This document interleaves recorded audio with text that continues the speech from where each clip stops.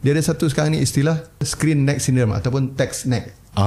Ya, pernah text neck syndrome. Di mana especially budak-budak dia suka tengok skrin dengan keadaan tunduk macam tu. Ya, betul. Dia akan menyebabkan sakit di kawasan leher dan kalau yang teruk tu memberi tekanan kepada saraf tunjang dan saraf-saraf yang pergi ke tangan.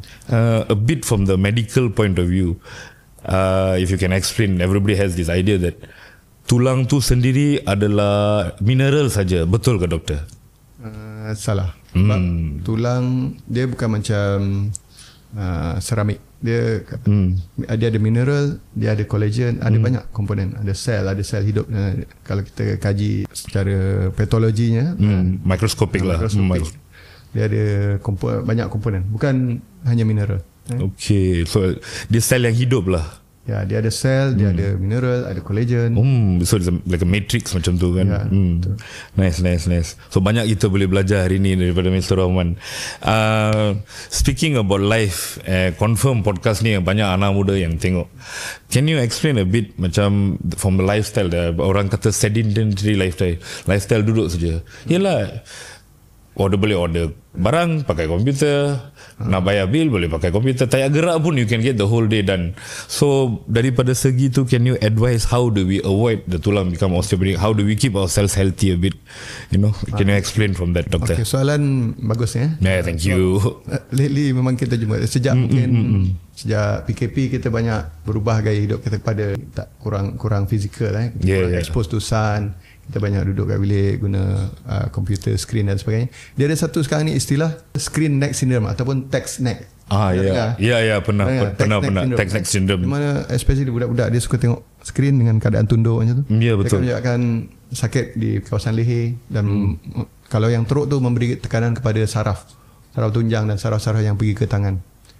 Banyak kita jumpa lately. Dia panggil text neck syndrome. So benda ni kena dikawal untuk especially kanak-kanak yang sedang membesar. Tak kira orang tua pun ramai juga. Text neck syndrome ataupun screen neck syndrome dia panggil. So itu adalah berkaitan dengan gaya hidup nombor satu.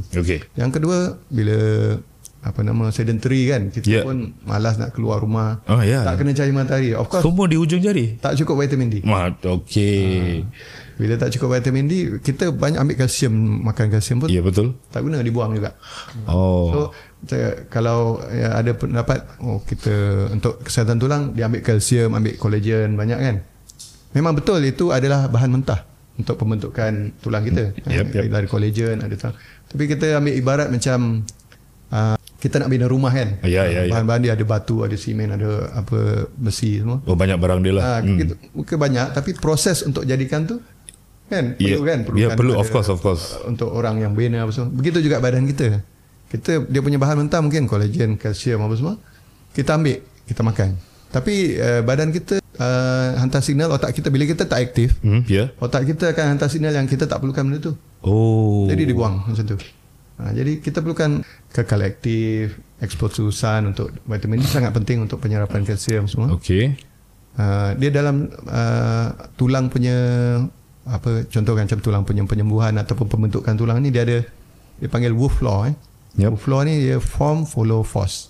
Bila maknanya tulang ni dia macam manusia juga, bila ditekan dia akan jadi kuat. Tapi kalau kita bagi rehat, contoh yang paling senang, kalau ada kanak-kanak yang ataupun ada kepatahan tulang, kita pasangkan simen kan. Tulang di kawasan yang kita pasangkan simen tu, bila tak bergerak kan, bila dia sedikit akan menjadi, dia panggil osteopenia.